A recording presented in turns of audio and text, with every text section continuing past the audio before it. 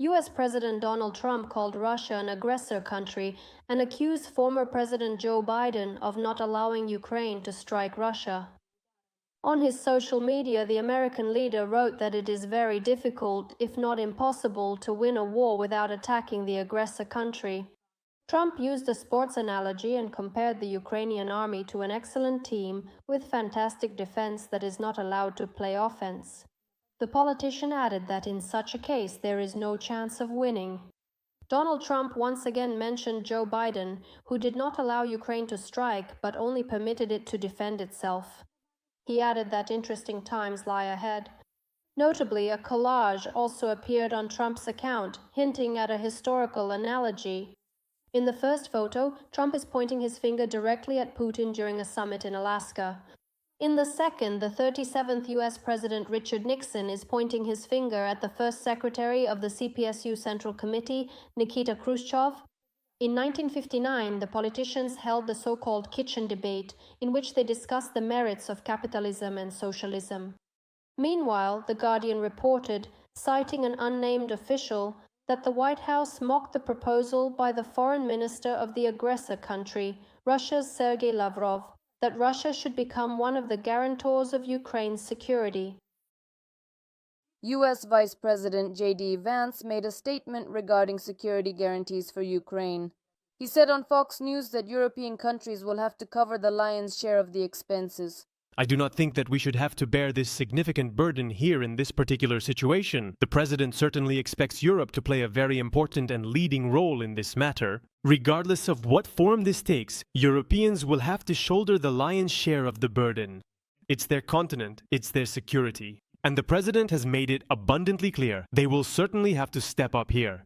Sweden is ready to make its contribution to security guarantees for Ukraine. In particular, the country will help Ukraine with aerial surveillance and naval resources. This was stated by Swedish Prime Minister Ulf Kristersson, according to the press.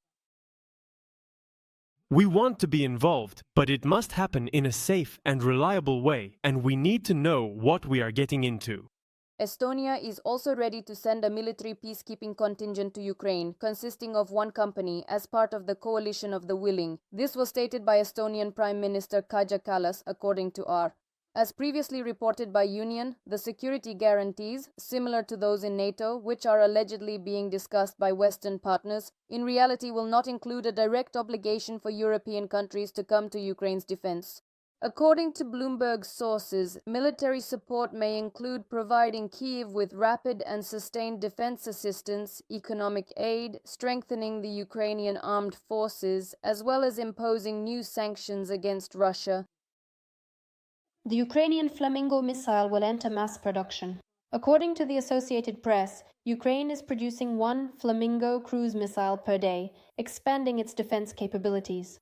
It is noted that the company Firepoint has successfully completed the testing of its first FP5 cruise missile, which is capable of covering a distance of 3,000 kilometers and landing precisely within 14 meters of its target. It is known that the Flamingo is one of the largest missiles of its kind in the world, capable of delivering a payload of up to 1,150 kilograms. By October of this year, it is planned to increase the production of Flamingo missiles to 7 units per day. On August 20th, Ukrainian President Volodymyr Zelenskyy stated during a meeting with journalists that the long-range cruise missile Flamingo has become a major success of Ukraine's missile program. He noted that this missile flies 3,000 kilometers and is the most successful one. The head of state added that by the end of December or in January-February, the missile will enter mass production. In temporarily occupied Crimea, explosions were heard during night August 21st. A military unit in Sevastopol was hit, as reported by Crimean Wind Telegram channel. At around 3:35 a.m., there were two powerful explosions near the Yuzhny airfield on the Khersones Peninsula. After that, several fires broke out at the site. The so-called governor appointed by Moscow, Mikhail Razvozhayev, claimed that the loud noises in the city were supposedly Black Sea Fleet exercises together with emergency response services, and that such exercises are allegedly not announced in advance. However, NASA satellites recorded large fires, and this is definitely not an exercise, reports the monitoring group Crimean Wind. In Jankoy, everything is also covered in smoke after an arrival, presumably a strike in the area of the railway. Smoke from the fire is blanketing the highway. A fire was reported in Feodosia after air defense systems activated. Drones attacked the oil refinery in Russia's Novoshakhtinsk-Rostov region on August 21st. As noted by the Telegram channel Astra, about 5 explosions were heard in the city.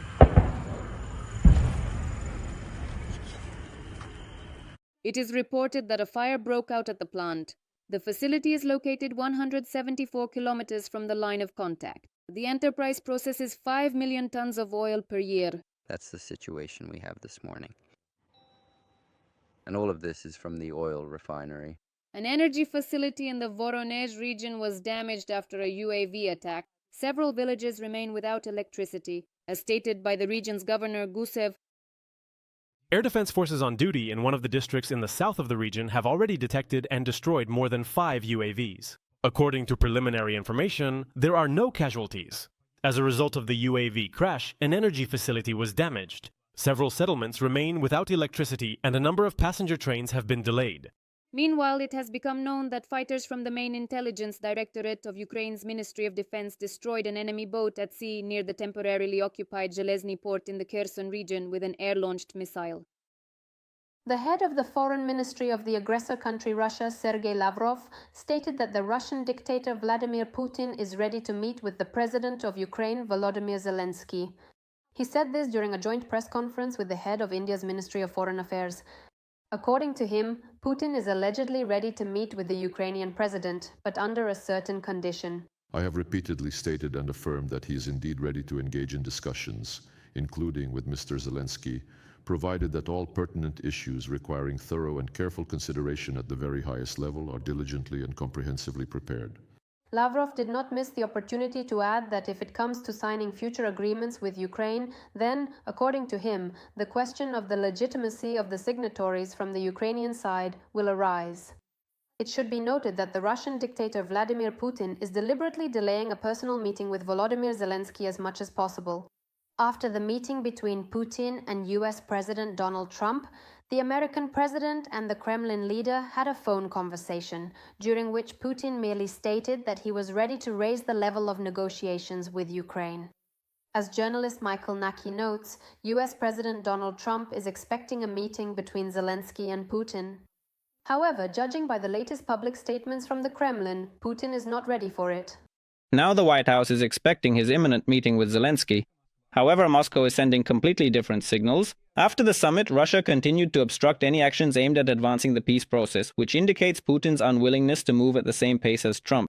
Naki notes that Putin's unwillingness to talk with Zelenskyy is evidenced in particular by statements from the foreign minister of the aggressor country, Sergei Lavrov, who said that any contacts involving the heads of state must be prepared with the utmost care. The Kremlin has consistently been using this particular argument for many years now to avoid meeting with Volodymyr Zelenskyy.